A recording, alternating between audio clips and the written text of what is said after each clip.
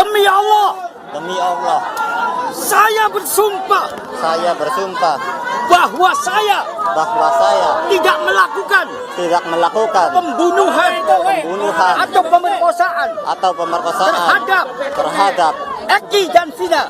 Eki dan Vina. Demi Allah. Assalamualaikum warahmatullahi wabarakatuh. Jumpa lagi bersama saya di channel Sultan Raffi ID, channelnya ngumpulin nasihat ulama untuk menasihati diri sendiri. Alhamdulillah, bagaimana kabar teman-teman semua? Semoga dalam keadaan baik, dalam keadaan sehat, dan sudah dalam lindungan Allah Subhanahu wa taala. Amin amin ya robbal alamin. Teman-teman semua, baru saja terjadi kehebohan di netizen Indonesia, terutama setelah apa yang dilakukan oleh Saka Tatal, yaitu melakukan sumpah pocong. Sumpah pocong ini dilakukan tidak lain karena Saka Tatal merasa dirinya dan teman-temannya hanyalah korban dari Ibtu Rudiana terkait kasusnya dari pembunuhan Eki dan Vina di Cirebon. Namun yang perlu digarisbawahi, apakah ada akibat dari sumpah pocong? Maka silakan disimak penjelasan dari ulama terkenal, dari Habib Hasan bin Ismail Al-Mudor, yang sebenarnya ini sudah dijelaskan 1 tahun yang lalu ketika ada seorang netizen bertanya kepada beliau.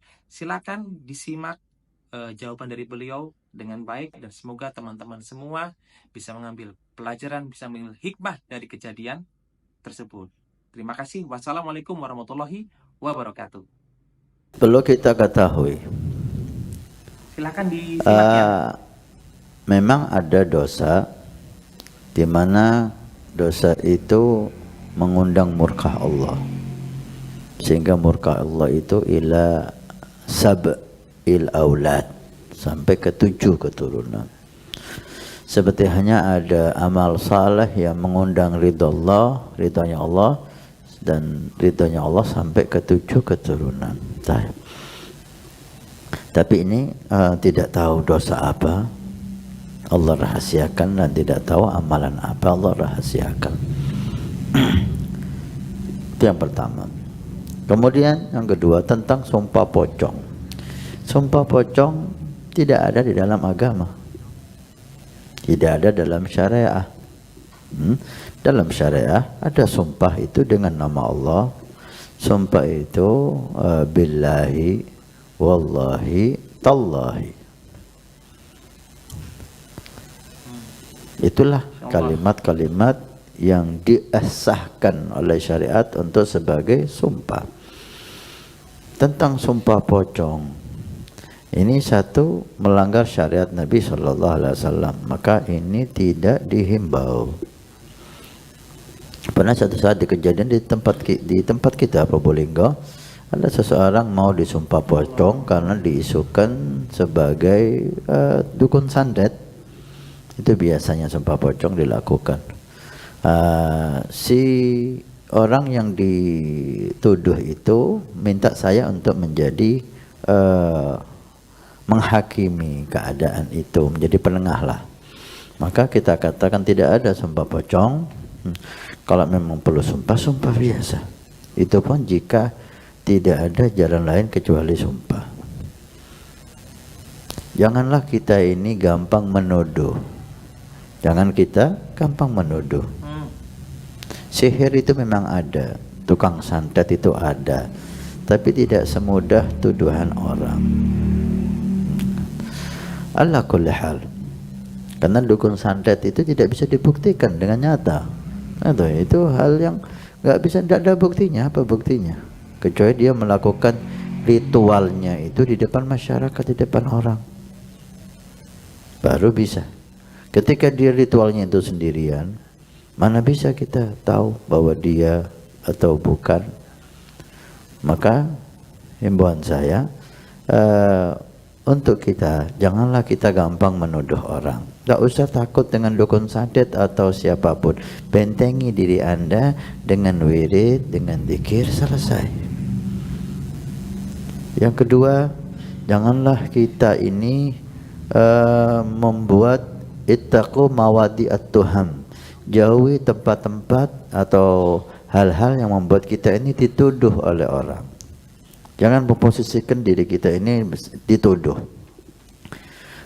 Sebagian orang menyendiri dari masyarakat, tidak kumpul dengan masyarakat, tidak sholat Jumat di situ. Mungkin dia sholat Jumat di luar, tidak mau sholat jamaah di situ, tidak mau ikut acara-acara di situ, sehingga hubungan sama masyarakat renggang.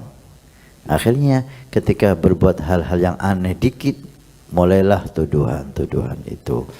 Maka hendaknya kita ini membaur dengan masyarakat, sehingga tuduhan itu tidak bisa tidak ada. Baik. Tentang sumpah pocong, kalau itu terjadi, kemudian yang disayangkan, kenapa sumpahnya itu keturunannya gila semua? Kenapa enggak yang dia aja yang gila gitu loh? Nah, ada apa Anda korbankan keturunan Anda?